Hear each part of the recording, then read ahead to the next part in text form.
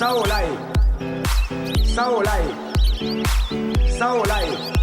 Chỉ có làm chịu khó, cần bù thì bù siêng năng. Chỉ có làm thì mới có ăn.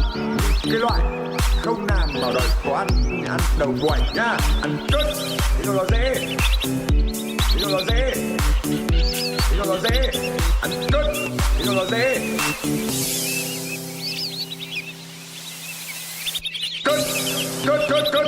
Đầu quẩy, đầu quẩy, đầu quẩy, đầu cứt. Cứt, cứt, cứt, đầu quẩy thì nó dễ.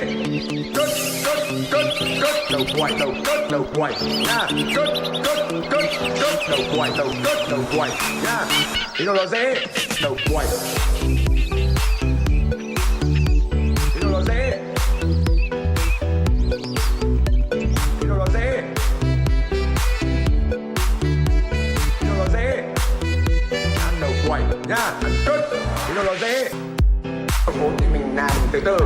Em có sai về ai đi nữa, em có làm cái gì nữa, nếu có phải trả giá em cũng xin chấp nhận. Bởi vì anh biết đấy, ra xã hội làm ăn bươn trải, liều thì ăn nhiều, không nhiều thì ăn ít. Muốn thành công thì phải chấp nhận trải qua đắng cay ngọt bùi. Làm ăn muốn kiếm được tiền phải chấp nhận mạo hiểm nguy hiểm một tí, nhưng trong tầm kiểm soát, anh hiểu chưa? Sau hội này chỉ có làm chịu khó, cần cù thì bù siêng năng. Chỉ có làm thì mới có ăn. Nhưng cái loại không làm mà đòi có ăn thì ăn cứt, cứt, cứt, cứt. Đầu quẩy, đầu cứt, đầu quẩy nha. Cứt, cứt, cứt, cứt. Đầu quẩy, đầu cứt, đầu quẩy nha. Thế rồi nó dễ. Thế rồi nó dễ. Thế rồi nó dễ.